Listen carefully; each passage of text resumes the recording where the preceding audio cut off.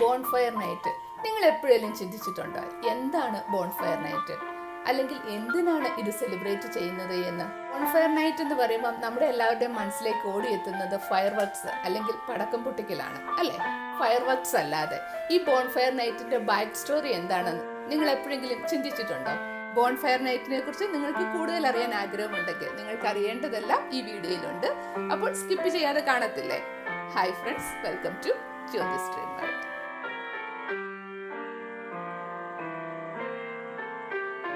എല്ലാ വർഷവും നവംബർ 5-ാം തീയതി UK-യിലുടനീളമുള്ള ആൾക്കാർ തീ കൊളുത്തി അല്ലെങ്കിൽ ഫയർ വർക്ക്സ് നടത്തി പടക്കം പൊട്ടിച്ച് ഗൈഫോക്സ് എന്ന മനുഷ്യന്റെ കോലം കത്തിച്ചും ബോൺഫയർ നൈറ്റ് സെലിബ്രേറ്റ് ചെയ്യുന്നു. അതായത് ജെയിംസ് ഫസ്റ്റ് എന്ന രാജാവ് കൊല്ലപ്പെടാത്തതിൻ്റെ അല്ലെങ്കിൽ വധിക്കപ്പെടാത്തതിൻ്റെ ആഘോഷമാണ് ഇത്.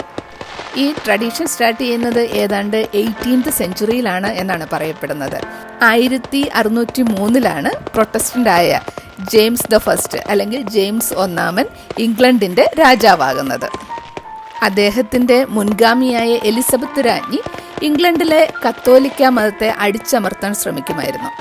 എന്നിരുന്നാലും ജെയിംസ് ദ ഫസ്റ്റ് രാജാവായപ്പം ജനങ്ങൾ വിചാരിച്ചു തങ്ങളുടെ ഈ ദുരവസ്ഥയിൽ ജെയിംസ് ദ ഫസ്റ്റ് തങ്ങളോട് കൂടുതൽ അനുകമ്പ കാണിക്കുമെന്ന് പല കത്തോലിക്കരും പ്രതീക്ഷിച്ചു. പക്ഷേ ജെയിംസ് ദ ഫസ്റ്റ് അങ്ങനെയൊന്നും ആയിരുന്നില്ല. അവർക്കെതിരെയുള്ള പീഡനങ്ങൾ കണ്ടിന്യൂ ചെയ്തുകൊണ്ടേയിരുന്നു. ഈ സമയത്താണ് റോബർട്ട് കേറ്റ്സ്ബി എന്ന ഒരു കത്തോലിക്കൻ ഈ ജെയിംസ് ദ ഫസ്റ്റ് എന്ന രാജാവിനെ കൊല്ലാനും അദ്ദേഹത്തിന്റെ സ്ഥാപനത്തെ നശിപ്പിക്കാനുമായിട്ടുള്ള ഒരു കലാപം സൃഷ്ടിക്കാനുള്ള പ്ലാനിംഗ് ഒക്കെ സ്റ്റാർട്ട് ചെയ്തു. അതിനായിട്ട് അദ്ദേഹം മറ്റു കത്തോലിക്കരെയൊക്കെ കൂട്ടി അങ്ങനെ താമസിക്കാതെ അവരുടെ പദ്ധതിയുടെ ആദ്യ ഭാഗമായിട്ടുള്ള പ്ലാനിങ് സ്റ്റാർട്ട് ചെയ്തു. പാർലമെന്റിന്റെ ഉദ്ഘാടന ദിവസം ഈ ജെയിംസ് ദ ഫസ്റ്റ് രാജാവിനെയും അദ്ദേഹത്തിന്റെ സർക്കാരിനെയും നശിപ്പിക്കുക, ഇതായിരുന്നു അവരുടെ പ്ലാന്. അതിനായിട്ട് ഈ ഹൗസ് ഓഫ് ലോർഡ്സിന്റെ അടിയിലുള്ള നിലവറ ഇവർ പാട്ടത്തിനെടുത്തു. അവർക്കൊരു സ്ഫോടക വസ്തു വിദഗ്ധനെ ആവശ്യമായിരുന്നു. അങ്ങനെ അവർ സ്ഫോടക വസ്തു വിദഗ്ധനായ അല്ലെങ്കിൽ അൻ എക്സ്പ്ലോസീവ്സ് എക്സ്പോർട്ടായ ഗൈസ് ഫോക്സിനെ അതിൻ്റെ കാവൽക്കാരനായിട്ട് അവിടെ ചുമതല ഏൽപ്പിച്ചു. നവംബർ 4-ാം തീയതി രാത്രിയിലാണ് ഇവർ ഈ 36 ബാരൽസ് ഓഫ് ഗൺ പൗഡറാണ് അവർ ഹൗസ് ഓഫ് ലോർഡ്സിന് അണ്ടറിലുള്ള നിലവറയിലേക്ക് എത്തിച്ചത്. പക്ഷേ എന്തു തന്നെയാണേലും അവരുടെ പ്ലാനിംഗ് ഒന്നും നടന്നില്ല, അത് ഫെയിലായിപ്പോയി.